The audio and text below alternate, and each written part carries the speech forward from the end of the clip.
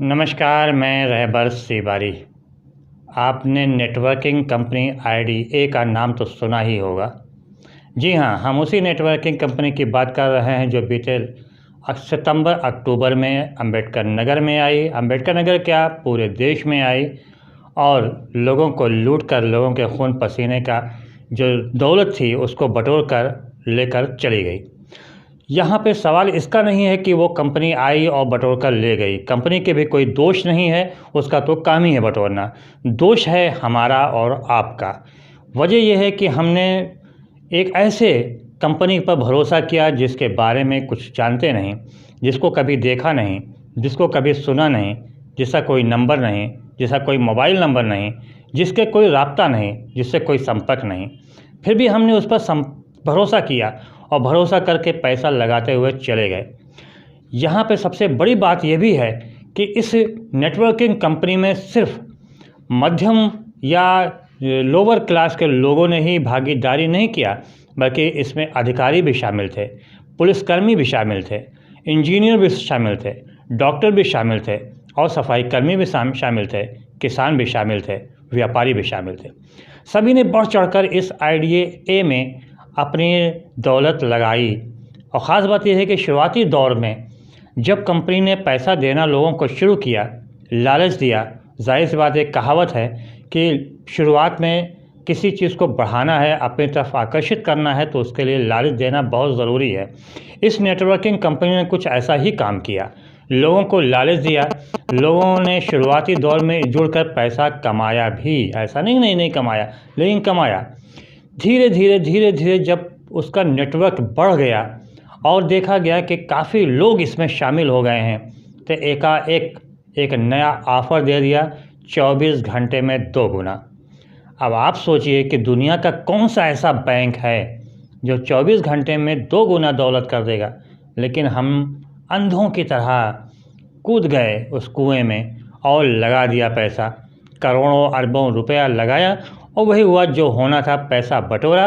Networking company अचानक एकाएक रफू चक्कर। हम बात करें सिर्फ अंबेडकर नगर की, जो लगभग 900 करोड़ रुपया रुपया लेकर ये नेटवर्किंग कंपनी लेकर चली गई और हम सब हाथ मलते हुए रह गए। इसमें ऐसा नहीं है कि सिर्फ आम नागरिक ही शामिल रहा होगा। जी नहीं, ऐसा नहीं था, बिल्कुल नहीं था। इसमें कई अधिकारी भी, पुलिस व प्रशासनिक अधिकारी भी शामिल रहे, जिन्होंने आईडीए में पैसा जमकर लगाया। महिलाओं ने भी लगाया, युवतियों ने भी लगाया। और एक समय तो ऐसा आ गया था कि हर कोने पर, हर नुक्कड़ पर, हर गली पर, हर चाय के होटल पर सिर्फ एक ही बात थी, आइडिया नेटवर्किंग कंपनी। और छोटे से लेकर बड़े तक सबके हाथ में मोबाइल था और मोबाइल में क्लिक करती हुई उंगलियां थीं। ऐसा भी नहीं था कि इसमें सिर्फ अधिकारी और पुलिसकर्मी, सफाई कर्मी, किसान ही शामिल रहे हों या व्यापारी ही शामिल रहे। इसमें कई धर्मगुरु भी शामिल हो गए, वो भी कूद पड़े मैदान में और उन्होंने भी जमकर पैसा इस नेटवर्किंग कंपनी में लगाया। और नतीजा ये हुआ कि अगर जो रिपोर्ट है अंबेडकर नगर की पुलिस व प्रशासनिक अधिकारियों की जो रिपोर्ट है, उसके अनुसार लगभग 900 करोड़ रुपए लेकर ये कंपनी यहाँ से रफू चक्कर हो गई। अब जब कंपनी लेकर चली गई तो हाथ भी मला लोगों ने, और हाथ मलते हुए आखिरकार 6 लोगों के ऊपर केस दर्ज कराया धोखाधड़ी का। और ये 6 जो हैं शहजादपुर इमामबाग के रहने वाले हैं, जिनका अकबरपुर कोतवाली में केस दर्ज कराया गया है। अब देखना ये है कि आखिर इस केस दर्ज होने से होता क्या है, क्या लाभ मिलने वाला है जिनका पैसा चला गया। कई लोग इसमें ऐसे भी शामिल थे जिन्होंने पैसा लगाया, जिन्होंने अपनी ज़मीन तक बेच दिया और ज़मीन बेचकर 20 से 25 लाख रुपए तक की राशि झोंक दिया। कुछ ने अपनी माँ के जेवर बेचकर उससे मिलने वाली राशि को झोंक दिया, तो किसी ने अपनी बीवी का जेवर बेच दिया। कुछ महिलाएं ऐसी भी सामने आईं जिन्होंने अपना ही आभूषण बेच दिया और बेचकर इस पैसे को इस नेटवर्किंग कंपनी में सिर्फ 24 घंटे में दुगना मिलने की आस में लगा दिया।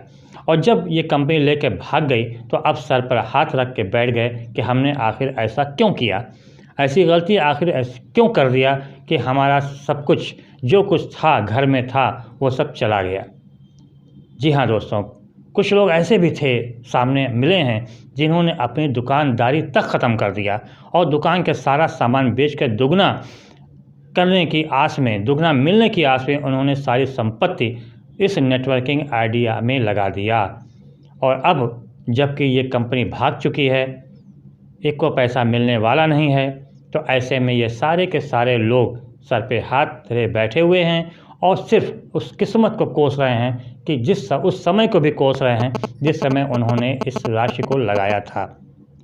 सवाल ये आता है कि सिर्फ क्या केस दर्ज करने से ही ऐसी कंपनियों पर अंकुश लग जाएगा? ऐसा नहीं है। इसके लिए हम सभी को जागना होगा। हम आपको ये भी बता दें कि अभी ये कंपनी को भागे हुए मात्र 2 से 3 दिन हुआ होगा कि एक नया ऐप आया और सिर्फ उसमें भी लोगों ने जुड़ना शुरू कर दिया, क्योंकि उसमें भी था कि ये भी इसी तरह के कुछ पैसे लगा रहे हैं और इसमें भी लोगों ने जुड़ना शुरू कर दिया। हालांकि अभी शुरुआती दौर में है, इसलिए थोड़ा सा संभल कर रहें। बहरहाल हमारे कहने का मतलब सिर्फ इतना है कि आप जागरूक हों, ऐसी कंपनियों के फेर में बिल्कुल ना आएँ, अपने घर की संपत्तियों को इसमें बिल्कुल ना लगाएं।